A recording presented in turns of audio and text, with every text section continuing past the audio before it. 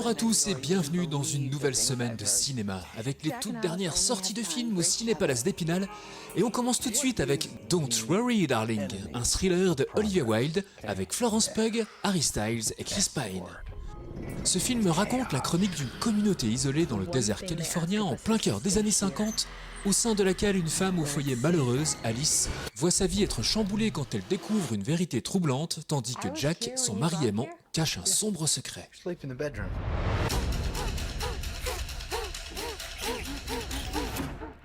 Les enfants des autres, un drame de Rebecca Zlotowski qui interroge avec nuance la place des belles-mères dans les familles recomposées, avec Virginie Efira, Roche Dizem et Chiara Mastroianni. Rachel a 40 ans, pas d'enfant. Elle aime sa vie, ses élèves au lycée, ses amis, ses ex, ses cours de guitare.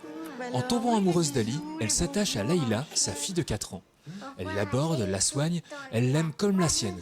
Mais aimer les enfants des autres, c'est un risque à prendre. Elle a 5 ans. Pas t'apprendre qu'à cet âge-là, ça veut absolument rien dire. Une belle course, une comédie dramatique de Christian Carion avec Lynn Renaud, Danny Boone et Alice Isaz. Madeleine, 92 ans, appelle un taxi pour rejoindre la maison de retraite où elle doit vivre désormais. Elle demande à Charles, un chauffeur un peu désabusé, de passer par les lieux qui ont compté dans sa vie pour les revoir une dernière fois. Peu à peu, au détour des rues de Paris, surgit un passé hors du commun qui bouleverse Charles. Il y a des voyages en taxi qui peuvent changer une vie.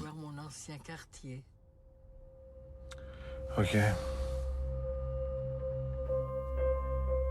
Le premier homme que j'embrassais, c'est Matt. C'était en septembre 44. Tout passe en un éclair. 76 ans après, j'ai toujours le goût de ses baisers sur mes lèvres. Tout le monde aime Jeanne, une comédie dramatique de Céline Devaux.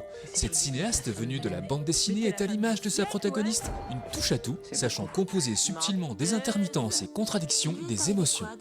Avec Blanche Gardin, Laurent Lafitte et Marthe Keller. Son avaleuse géante de plastique qui devait sauver les océans et propulser Jeanne au fait de la réussite sociale vient de sombrer au fond de l'eau. La séquence tourne en boucle sur les réseaux, alors l'inventeuse de génie va cacher sa honte à Lisbonne. Difficile de noyer dépit et chagrin quand elle doit affronter la vente de l'appartement de sa mère suicidée et le retour incongru d'un ancien camarade de lycée envahissant et fantasque. Aucun souvenir. En tout cas, t'es pas du tout décevante. Et c'est marrant parce que j'avais toujours pensé que t'allais mourir jeune. Donc je suis très content de voir que t'es en vie. Rodéo, un drame de Lola Kivoron avec Julie Ledru, Yanis Lacfi et Antonia Buresi. Julia vit de petites combines et voue une passion dévorante, presque animale, à la pratique de la moto. Un jour d'été, elle fait la rencontre d'une bande de motards adeptes du cross-bitume et infiltre ce milieu, constitué majoritairement de jeunes hommes, avant qu'un accident ne fragilise sa position au sein de la bande.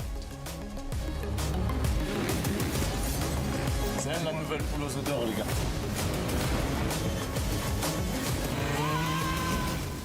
Allez, pour les plus jeunes, Coati, un film d'animation de Rodrigo Pérez Castro. En Amérique latine, une joyeuse bande d'animaux cohabite en harmonie au pays de Xo, au cœur de la forêt tropicale. En marge de cette communauté vit Nachi, un jeune Coati orphelin, débrouillard et solitaire. Une catastrophe naturelle menace soudain les habitants de Xo. La perfide Saina, un serpent manipulateur, profite de la situation désespérée pour s'emparer du pouvoir et inciter tous les animaux à quitter leur forêt. Mais pour le vieux sorcier Cocopa, un espoir subsiste, et cet espoir, contre toute attente, c'est Nachi. Et enfin, cette semaine, ne manquez pas, dans une version remasterisée inédite, la ressortie du chef-d'œuvre de science-fiction de James Cameron, Avatar, avec Sam Worthington, Zoé Saldana et Sigourney Weaver. Bon cinéma à toutes et à tous, et à la semaine prochaine pour de nouvelles sorties ciné.